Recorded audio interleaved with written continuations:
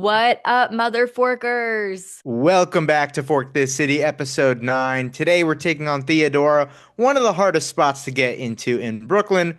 We ordered practically the whole menu, and we're here to give our real take. What hits, what misses, and what's actually worth the hype.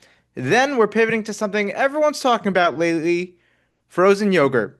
Is the froyo craze really making a comeback, or is it just 2016 nostalgia hitting hard? We break it down, give our takes, and decide if it's actually worth it. Let's fork into it. Let's do this. So, Theodora has been a reservation that has been on our list forever. It's a really hard reservation to get, and the story of us getting the reservation is a story in itself. So, Josh, kick us off. Yeah. So it was a cold December night, but we were actually both in Florida, so not It was really. very warm that night. I periodically check Resi just every day at the places that I really want to get into. So that's Teresi, that's Fort Charles, that's Theodora. And I happened to come across this 10 p.m. Theodora reservation for 4 people. I send a screenshot, I send it in the group chat, and Gabby's like, take it, take it, take it. And I'm like, Yes, let me take confirm. it. Well, I can always count on you to be down. And that's what I love about you. I can always count on you to say we're going, no matter the Yeah. time. And I'm gonna throw it back to the corner store because ever since we went on that random Sunday at 10 p.m., there has not been another reservation for us. No, especially now that they moved to DoorDash. I have never seen one again. But essentially, I had to rally the troops. I had to text Jamie, I had to text Jillian. I was like, please, 10 p.m., please, come, come. I was making promises to Jillian. I was like, I'll pay for your Uber. I'll get you drinks beforehand. I'll take you to other ship. Oh my I'll gosh, do it. wait, yes, you did say I will pay for you to go to other ship for the day. See, in my mind though, on a Saturday night, like a 10 p.m. dinner, I understand how it's late on other nights, but it's a Saturday night. Like it's to me, it's And okay. if you are that desperate to go to some of these places like we are, you're just not gonna get the best time. You have Hmm. to be okay with that, commit to the bit, and let it happen. So I'll take it from here. So Josh Thank is you, Gab. trying to convince everyone to go to Theodora. So I was like, you want to know what? These people are being so annoying and indecisive. I'm just gonna go take the reservation. Then I'm not gonna tell them, and I'm gonna let them sulk a little bit and be upset that they couldn't make a decision sooner.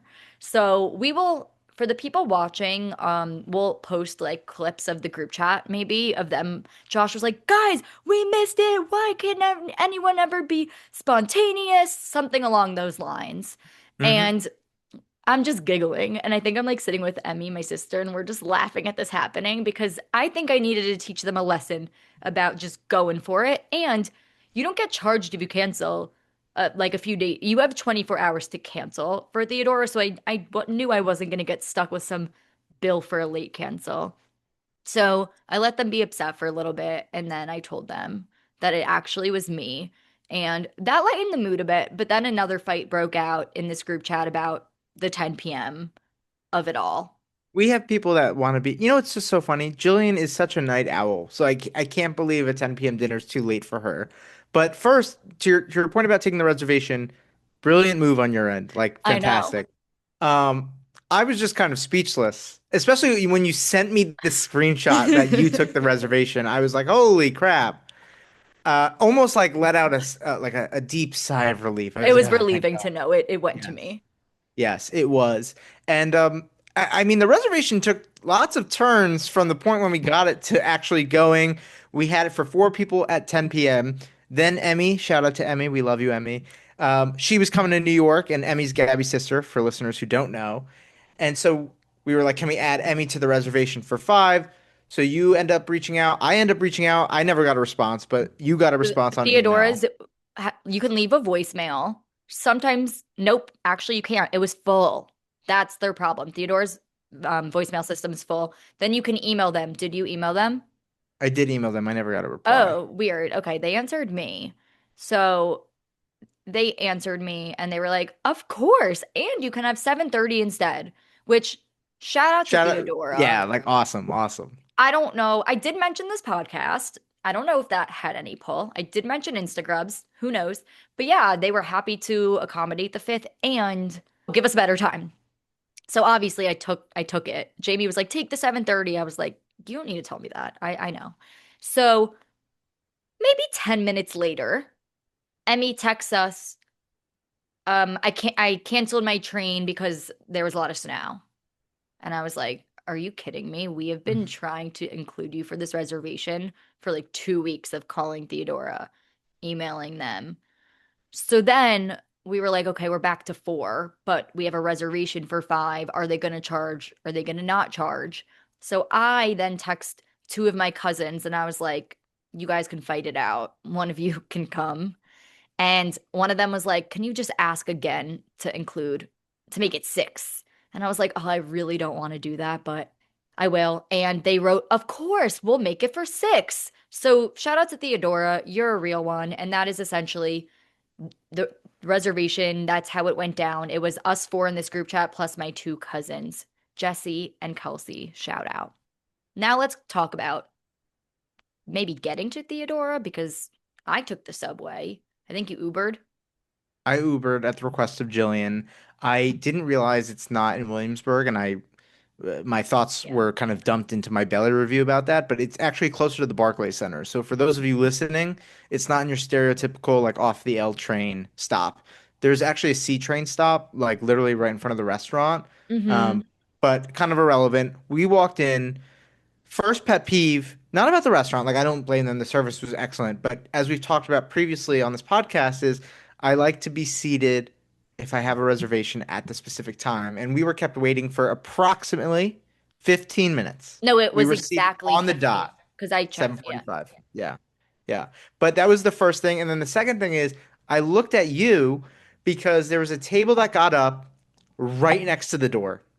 And I was like, I swear to God, if we have this table that's right next to the door, it's 10 degrees, I'm freezing my ass off. Please, Yeah. God, no.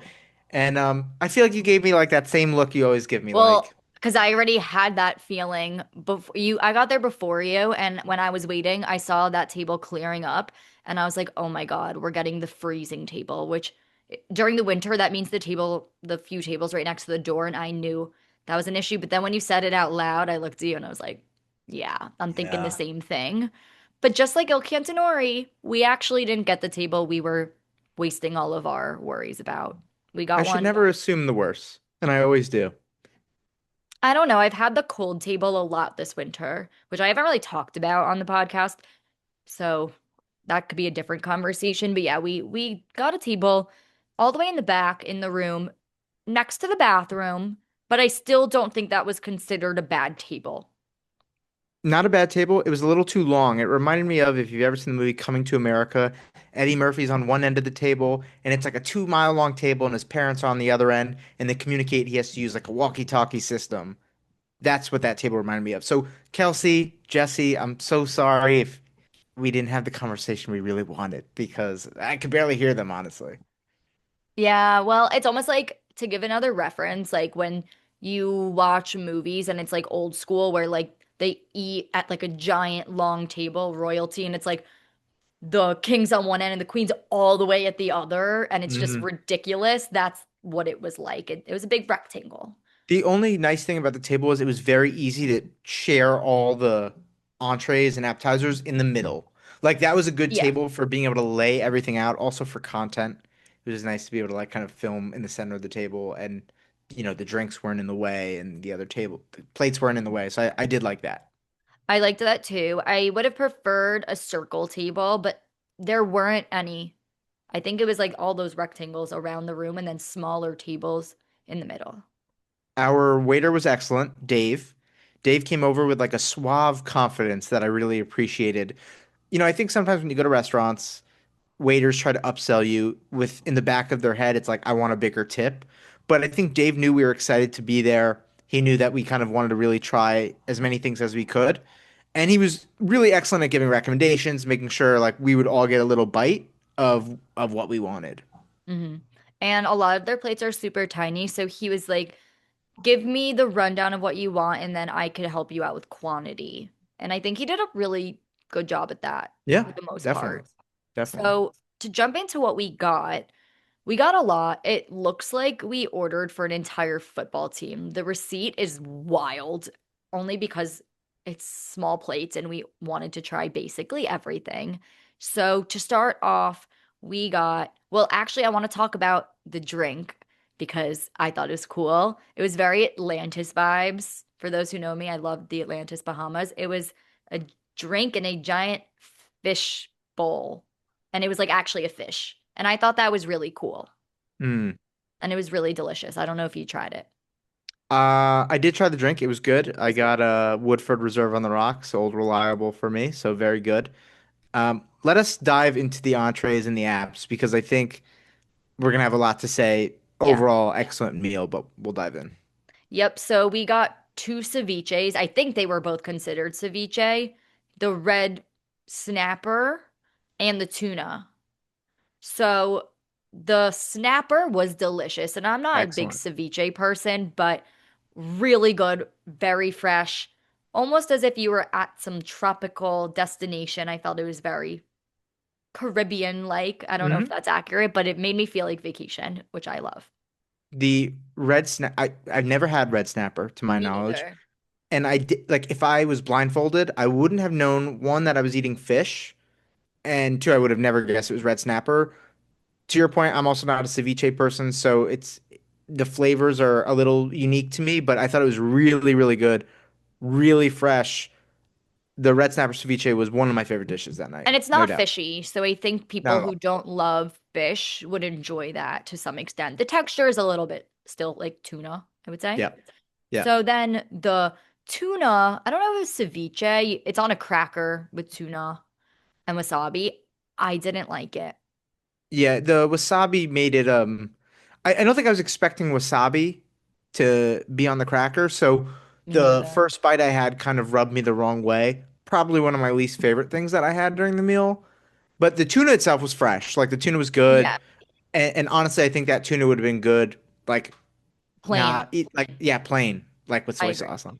Yeah, the wasabi was a bit of a jump scare, and I think we should be warned when there's going to be wasabi in our food, but that could be me being an amateur. So that's Mm. fine. Never said we had the taste buds of mature adults. I just said we were honest and transparent.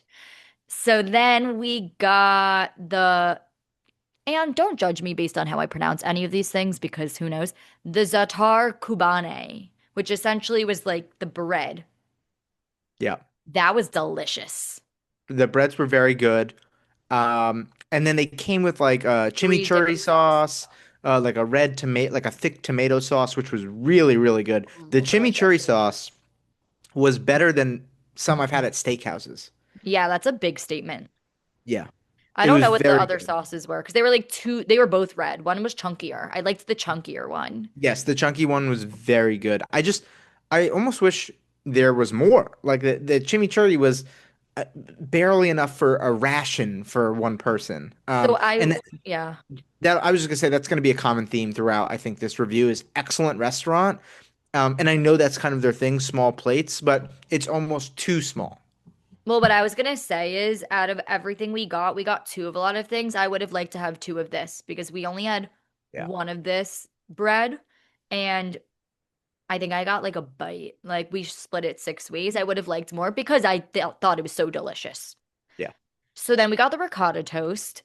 So super small. You can't share that. So we got two. Delicious. Amazing. I've never had the one at Misi, but this It's one good. was, it's hard for me to imagine Misi would be better. But I just thought this was excellent. I just wish it was bigger. I like didn't feel satisfied after eating it. Like I would have been able to have the whole thing. Oh, If- yeah, but we also got a lot of bread, so it gets Yeah. filling after a while, but when you see it, Mhm. you're like, this is a joke. Yeah. But the Misi one is good. In my mind, Misi's one of the original ricotta toast places. I don't know why. Maybe just on social media, it was one of the Mhm. first. Misi's is more plain. This one there's a lot of spices on it. I don't know what spices were on it, but there was spices and honey, so it gave it a really good kick that a lot of other places don't have on their ricotta toast. Usually it's just like a little bit of salt. Okay. Next is the eggplant dip. Eh, meh. Not It's fine. memorable at all for me. Yeah. I don't think we need to talk about it because it wasn't bad, but I don't need it. Then we have the cabbage. I was kind of like, why are we getting cabbage? That sounds lame. It was delicious. And I like there was like a smoky flavor to it, which was really good. Hmm. It was good. It was really good. I again, we got one of them, right? Yeah, and I don't think we needed more. No, we didn't need more, but even that was so small. Like, Yeah. and Okay. cabbage is cheap. Like, give me a lot of cabbage. Well, we're gonna have to move past that part because I think you could I say this about know, but every dish, so you can't keep you know saying it I after every dish. I hold a grudge, and it bothers That's me. their vibe. You got to get down with it. That's You're their right. vibe. It is Not the what it vibe at is. transparency. Big, big, Oh big yeah, entree. we're doing family size Yeah. only. But the problem is, family size you should be allowed to have a half portion of because it's very wasteful and it bothers me. I'm so glad you said that because there is an Italian restaurant. I believe it's on 63rd and 3rd. I'm blanking on the name. They do half size entrees. So you can get like a half chicken parm or a full chicken As they parm. should, And apparently the half chicken parm is like the normal restaurant size chicken parm. And then a full is probably. like three pieces, three chicken Because cutlets. have you been to Carmine's? Yes, I've been to Carmine's.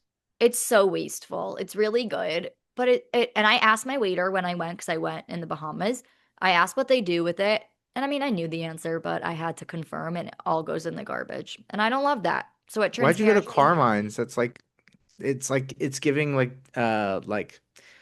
what's it like Maggio's Italian Grill or Carrabba's. I don't know. It's one of like the few restaurants there that is like higher end, and I liked it. I actually think it's delicious. I'm not gonna lie, but it's wasteful. So small plates, big plates. We need normal. We need regular at this Yeah. point. Oh, and then speaking of, also a small dish, the octopus. And I'm gonna give them a lot of credit. I, through Instagrams, have gone to a lot of collaborations where I've been served inedible octopus. You can mess up octopus really easily. I've never made it, but I know you can mess it up. Theirs, to me, was, I think, perfectly cooked. You might not agree. I loved it. No, I thought it was great. Octopus, I wholeheartedly agree with you. It's very hard to make, and I think you need the right chef who knows what they're doing with it. It to me, the consistency a lot of the times when I go to restaurants and get octopus, it becomes very chewy very quick. So I think it really depends on how fresh the octopus was. And I thought the octopus at Theodora was fresh. It was tasty. It was perfect. I still think one of the best octopuses I've ever had is at Chouquette on Oh, I 8th haven't Avenue had, or Ninth I don't Avenue. think I've been there. I get confused. Uh, There's like chouquette, Yeah, something else. a lot of shoes, a lot of shoes. It's hard to remember, but a chef taught me at a collab once if octopus is cooked correctly, you should be able to cut it with your fork on the side. It shouldn't Mm, be easy to cut, but it should be able to cut it. I don't know if that's true, but I it's believed good to it. know. Okay, next up, the prawns. I don't know if I'm a good judge of prawns because it was my first time having them. I actually didn't like the taste of it, but the pineapple salsa on it, spectacular. That if I took a bite with of the prawn with pineapple on top, it tasted way better to me, but I did not like the prawn on its own, but the pineapple phenomenal. The Pineapple is great. I've had prawns before. I'm not like a huge like shrimp guy, so it's not like my favorite. I just what doesn't sit right with me is like seeing the like tentacles and the eyes, and it's just like I Yeah, I know some agree. people are good with that. Like I know Jack's Dining Room, he loves seafood and like he just goes crazy eating whatever seafood he gets. I think he's in Australia right now and he had like the craziest fish I've ever seen, but No, just we don't need mm, the eyeballs are out, but like the eye sockets were there. yeah, so I You don't know could what to tell do. that's like where the eyes were. Yeah. You know, at my end of the table, I was told to grow up when I said few things You like that. also couldn't eat a lot of the shrimp. Like you eat like the middle piece. I felt like I there was not like a lot of the body you can really eat, but maybe I'm eating it incorrectly. Someone tell me, And but fun fact, Kelsey shared that you're supposed to suck the juice out of the head at the end, which Josh and I were like, absolutely freaking not. that's But a she pass. did. To each their own. We're not Yeah, doing that. good for you, Kelsey. Yeah, good for you. It's pretty funny. And then the chicken, I boo. know you didn't like it, but I'm gonna play devil's advocate. I think I'm the only one that had a drumstick. I thought it was fantastic. I really, really liked the chicken. Yeah, but clearly if there's only one drumstick, though, that's not the main dish because there were six of us. It was the saltiest piece of chicken I've ever had. And I love salt. I will add salt on a lot of my foods when maybe I shouldn't because I like it and I know it's not the healthiest choice. I took one bite and I made a face, which, yeah, I can work on my faces sometimes because to be socially acceptable, you got to do that. Jesse looked at me and goes, "Don't make a face, it's rude." And I was like, "To who? You didn't make my chicken." So then a few minutes later, she was like, "You're right. This is really salty. Like, Hmm. sorry." And I just knew. But it's funny because since we were at different ends of the table, Josh didn't know that was the general consensus. So in his belly review, he does rave about the chicken. And I really liked it. It was great. we can have differing opinions, but I really wouldn't recommend ordering it. I would recommend the half-baked chicken at Jean's. That That chicken. was no, that was very good. That was Was it very good called chicken. half-baked chicken? I There's don't no know, but way. they Is that a they're still thing? dead. They're still dead to me for not being able to sub out my salad for No, fresh fries. that chicken was way better, way more accessible, way cheaper. Okay. Those were the entrees. So before we get to desserts, I think one of the main general consensus we came up with together was that the appetizers are amazing. Entrees you could do without. So like Yeah. all everything except for the prawns and chicken, I could have went without the prawns and chicken and just stuck with that and Yeah, maybe even got more. if we go back there, I think we should literally only focus on the appetizers. Like I wouldn't even order an entree, honestly. I would like to try the lamb. I think this I crowd could isn't a try lamb lamb. crowd, but I would love to try the lamb that they have. Actually, no, this was a lamb crowd, I think, but I think we just wanted other things more. Hmm. I see. So, yeah, I don't know if I'm running back to Theodora, but if you got a res, I would be there in a second. So then the desserts, I know maybe you weren't a fan of, I loved the desserts. So the first one we got was the jelly donut. So good. They were jelly donut munchkins. They were warm. And there was a like white creamy dipping sauce for them. I don't know what sauce it was. Almost like the Din Tai Fung one with the chocolate dumplings. And then the chocolate cake was really good. Also, not memorable about like what it tasted like, but I loved it and I know for a fact I loved it. And then the baklava sundae, I like rugala more. I'm not dying for that. I don't think we either of us suggested that, but we wanted to try a bunch of desserts. I think I like the donuts the best. I'm not a huge donuts person, but Hmm. those were really good. And I'm surprised I liked them because they were warm. And you know me, I just like don't do well with warm desserts. The cake was So fine. weird. The sundae was not for me. I don't think Uh, I really tried it. I think I had a bite of the ice cream, but I don't think I like baklava. I like babka, but baklava, no way. Yeah, I like babka and rugala, but that is not the same thing. No, it is not. At So then, Transparency, we'll do a chocolate babka ice cream sundae, and it's gonna be huge and disgusting in the best way. and a cookie skillet. Definitely a cookie skillet, but I want to change it up. Like instead of it being a chocolate chip cookie skillet, maybe it's like a mint chocolate chip cookie skillet. I Mm-mm. want to do something different. Nope. Well, yes and no. You got to look at BJ's menu. It's like a chain in Florida.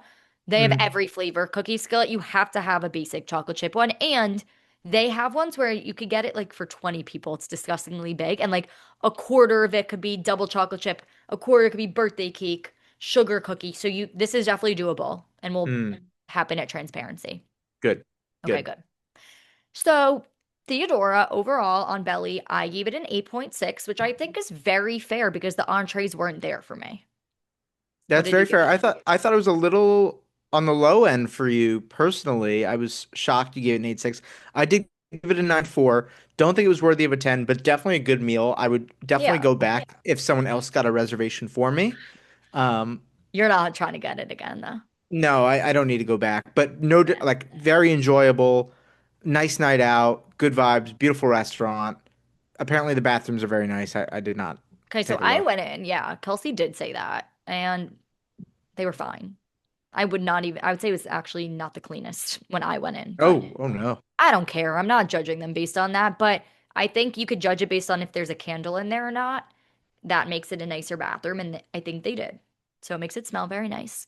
So yeah, that's it for Theodora. And then we all took the train home except for Josh and Jillian because they live too far away. So moving on to a topic we are really excited, at least I'm really excited to talk about, is froyo. Froyo took us by storm in 2016. There was an overflow of froyo shops. There was one on every corner. Growing up in Florida, especially, there was a lot. I don't know what Connecticut was like, but they were everywhere. And then a few years later, all of them collectively decided to close. Maybe they weren't doing as well as they were before. And in terms of New York City, the only places that consistently were serving up froyo during that period of time was Butterfield's and Bloomingdale's one and only 40 carats. Not to spend too much time on those two places, I think they're both delicious. I think Butterfield nails it in the summer. They got lines, they don't serve too many flavors at once. It's usually like four. They get you in and out quick. There's a line outside through a window. Basic toppings. That's it. Simple and good. I like 40 carats. I think it's good. Sometimes like the trip into Bloomingdale's isn't really worth it to me because you got to go It's a upstairs hassle. and the elevators, there are too many elevators. Sometimes what pisses me off about Bloomingdale's is I'll stand on one side of the elevators and then the elevator I'm getting into is on the other side, so I have to keep walking like all the way down. You're Anyways, I talking about the one on digress. 60th. I'm talking about the one on 60th, not the one downtown. Yeah, I But I can't even tell. digress So, about 40 carats. What I want to segue into, which I know we're going to talk about more, is these self-service places versus the places that serve it for you. we have different And opinions. as someone who has a sweet tooth, I personally like to serve myself so I can control my portion sizes. You actually do the Because, opposite when you serve yourself. correct. But when I say control my portion sizes, I mean not control them at all. I want to add tons of You technically sprinkles. are the one putting it into the cup. You are Yes. physically in control. Yes. I love when places have chocolate rocks. Those are fire. Cookie A dough throwback. bites, brownie bits, mini M&Ms. If a frozen yogurt place has big full-size M&Ms, I know that it's probably not going to be good. You need to have mini M&Ms for frozen yogurt. I like to serve myself. I think at 40 carats, I can flash a photo. The portion, she didn't really hook me up. She didn't hook me up, and I was disappointed with how much she gave me. Wait, the portion at 40 carats was small? She like You're didn't do a mistaken. They good. are No, overly she didn't do a large. good job like swirling the cup. Oh, the serving size is actually too big, is my complaint. Oh, really? Yeah, I think you maybe should look up a picture of it. Maybe I they have just a photo. didn't. That I makes have a no photo of mine. sense. Okay, Well, I would like to see it. I mean, it's all on human error, right? Like it's dependent upon how No, well the because the person knows it. cup in itself is huge for small. That's why I I hear you, but I'm saying if someone doesn't feel like giving you that much, it's just dependent on how much they lower the thing in and put it in. interesting. That sounds like maybe a fluke, but my complaint was that the serving size is too big and it's just like overpriced and huge. And you go in Overpriced, there, yes. that crowd is hilarious. It's a bunch of these women eating it for lunch. So if you want to see an interesting crowd, go to 40 carats around lunchtime. So yeah, I have a different opinion. I think not that I don't like doing it myself. I think the places where they do it for you are marginally. Does that mean a lot? Yeah. Yeah. Well, Okay. like on the margins, like a little bit better, a little bit worse. Significantly. I no, I think they are significantly better Hmm. just by taste. I've never had the same wow moment when I've served it myself. And that brings us to like iced coffee. If I make it at home, it tastes bad. If I get it out, it tastes good. Maybe it's that. I don't know. Maybe the literal effect of me doing it makes it not taste good to me. I don't think that's it, but I'm just trying to be open-minded here. I like when they serve it for me, so that's why Butterfield and 40 carats to me hit every time. But what we're noticing now, 10 years later in 2026, is this shift. So now there are these froyo shops popping up around New York City that are very trendy, modern, white everything. And the ones that I can name, which I haven't been to, are Mimi's, Birdie's, Mason Fair. Do you have any to add? I have none to add. They're really trendy. And I think you actually do serve yourself at Mimi's. So maybe you would like it there, but they're making froyo into this like cool, trendy thing, which I don't know how I feel about. Who cares? Like, I just want the I froyo. just want dessert. I mean, Yeah, I don't need that. I don't. If the taste is good, that's great. But usually when I'm going for dessert, whether it's ice cream, gelato, frozen yogurt, sorbet, like I just want something for my sweet tooth. So that's why like Rip Tasty Delight on the Upper East Side, but like it is never good, but like it did the job. Disagree. I think Tasty Delight. Okay, well, so I think I'd rather a Tasty Delight style place on every corner than three of these really modern, trendy ones that have such a big line, right? You just want to walk in, walk out. I Mhm. think Tasty Delight's delicious. You don't? I thought the frozen yogurt itself was like incredibly mediocre, but the toppings were an excellent array of And if you toppings. don't know what Tasty Delight is in New York City, yeah, you do it yourself, and they have like the most toppings you've ever seen. It's like a candy store, right? Like the candy store. Those are all the toppings that you could put on the I froyo, I and there's a lot. will I will say it did seem like a lot of the toppings at the Tasty Light on the Upper East Side were stale. They had rainbow I'm sure. cookies and they were like rock hard, and I was like, God only knows how many days these have been sitting here. And I And I will want five of say, them. yeah, and I would always grab one, but I will say it had a B rating. So that speaks volumes to me, and maybe that's the reason why it If you closed. think about it, if you're putting yourself into the owner's shoes, how are you regulating the toppings though? You're not. There's no way to do that. They probably just keep dumping more on top. Yeah. I mean, and that's a great point. And it's like, okay, so are the toppings at the bottom ever being changed out? It kind of reminds me of, have Yeah. you ever heard about like people say like don't get gas on a Sunday because Mhm. it's like when they refill the tanks at the gas stations, like the gas from the bottom goes to the top. I don't know. It's like I some, have not, but I get what you're saying. It's not the you best know, quality, yeah, supposedly. exactly. Exactly. Yeah. But Tasty Delight always hit, and I miss it on the Upper East Side. I will never ever go to the one in Murray Hill or Kips Bay, wherever it is now, because it's just like overrun with 22-year-olds from Indiana and Ohio State. But you do you. I've been there. It's really good though. I like it. And then the other type of froyo places that exist now, well, we got to talk about culture because girlies love it. And I don't get it because it's genuinely not good and doesn't, for someone who has a sweet tooth like both of us, that does not hit. It is sour. Basically, it's as if you put Faye non-sweetened Greek yogurt and they just froze it and they're handing it back to you in a cup of froyo. Yeah, culture is not good, and That's a hot take. People are yeah, gonna apparently it's disagree. beloved, but it's gross. I've had their chocolate. It's gross. Their sprinkles are actually not bad. It's Their still toppings are fine. gross. Well, Um, you it's a could almost small shop. Do you they can have go multiple locations? Even if they maybe don't, two. the one in the West Village is too small, and the seats are too tight next to each other, and ugh, it's gross. I hate that frozen yogurt. It's probably the worst frozen yogurt I've ever had in my entire life, and that says Me something if too. I'm saying that. Well, the thing is, you have to like tart, which is fine. So the first time I went was actually with my parents, and it wasn't even when I lived in New York City. I think we were visiting and I knew about the hype, so we waited online. The line, it was in a warmer month, was we probably waited 20 minutes, which is already too much. All the Mhm. girls in front of us like just came from their workout class because on West 8th it's like the solid core, the core power, there's a core burn, there's a every workout class is on that street. So it's a very much workout to culture pipeline.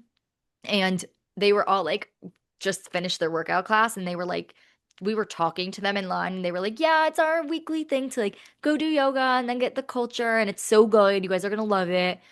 So we get up there and my dad is already freaking out because he knows that Oh, no way he liked it. sour. No, he didn't. So Yeah. he's like, okay, what I'm gonna do is I'm gonna get like the chocolate flavor of the day. I think it was maybe Oreo or Nutella.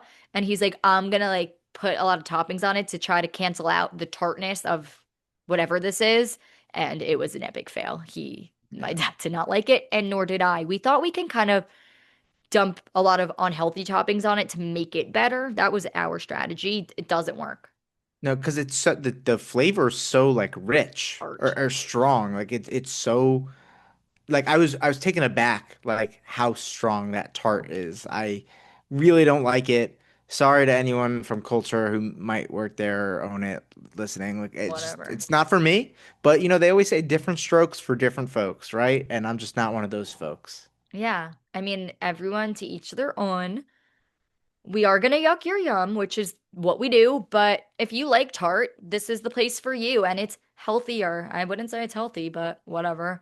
And basically, I think what we have to say is that froyo, we are so happy it's coming back. I think we both feel that way. It doesn't need to be trendy. It just needs to be really good. We don't People need are anything always fancy. chasing people are always chasing the next trend and the next thing, and sometimes we need to live in the moment a little bit, you know? Yeah, we don't, not everything needs to be hyped. Like it's getting old. And Transparency will be hyped, I promise you that. well, I mean, I get it if you want business to come in, but then there's that place, Papa Demore on University, which is near me, and they're doing soft serve, which is not the same thing as froyo. I need everyone to be super clear on that. Not the same thing. They're trying to do a butter flavor, which also yells to me, we're trying to be different and hype. We can't just be normal. Chocolate and Hmm. vanilla are good sometimes. It's okay. Yeah, sometimes you just have to stick to the classics. You don't always have to reinvent the wheel. And I feel strongly about that with a lot of these restaurants, not just frozen yogurt places. Don't You could be an Italian place. You don't have to go crazy with these crazy pastas. Sometimes people just like a good red sauce pasta or a red sauce dish. Bring back chicken marsala. Like, where's that gone? I feel like no Italian restaurant these days have it. Now, Exactly. I'm not going to order that probably. I My dad shout out won't. to my mom. My mom makes a good one. But Oh. like I feel like just all these places they're trying to do something to catch a headline, and I would like to see places get away from that. So those are our takes on Froyo coming back. We're happy to see it, but we wanted to just be more chill. We don't need to hype it up so much. This has been episode 9. Make sure to give us a 5-star rating on Spotify, on Apple, on Amazon. Follow us on Instagram at Fork This City Pod, on TikTok at Fork This City. I am your co-host Josh Einbinder, joined alongside the one and only Gabby Martin. AK Instagrubs. See you next time and peace out, mother forkers.